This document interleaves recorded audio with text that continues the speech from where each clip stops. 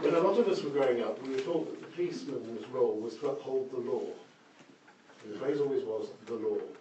So I would like to ask that the next time we have the police in, please, could you ask them which elements of the law they still consider they have to uphold? Because what we're seeing more and more is that they are choosing particular areas of law to uphold and ignoring many others. And I appreciate really quite a detailed breakdown of the laws that they are encouraging residents and visitors to ignore because there is no comeback from the police.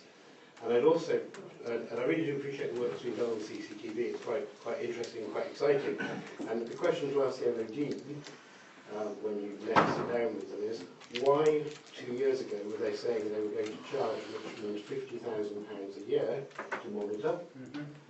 And all of a sudden, in 2 years, with austerity biting at everybody's heels, they now feel able to do it for free. I'm very happy that they feel that they might be able to do it for free, but the committee does need to be aware that 2 years ago they said it would be a minimum £50,000 a year cost to monitor, hence the decision to remove.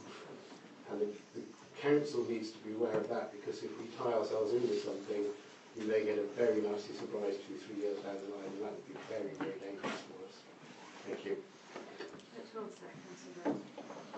Yes, just on the issue of crimes that are being enforced and or laws that are being enforced and not enforced. Of course, if we're to take that up through scrutiny with the police when they next attend, and I'd be happy to.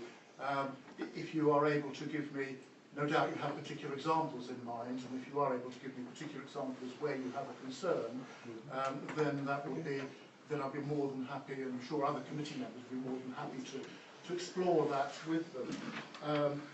The other issue on CCTV is that whilst clearly we've made some progress on costs, the costs are still not insignificant. There are clearly some revenue costs still involved in this, and also capital costs clearly are an issue. And of course we are in straitened times as well, but we have, I think, been making some productive progress, and indeed I would want to be reporting that to the Town Council. I think I'm meeting with Town Council the next meeting to give a progress report and seek their views on it. So, okay, thank you. Thank you very much. Councillor Well. Yeah. Can I thank the Chair for coming to the Town Council next Monday night?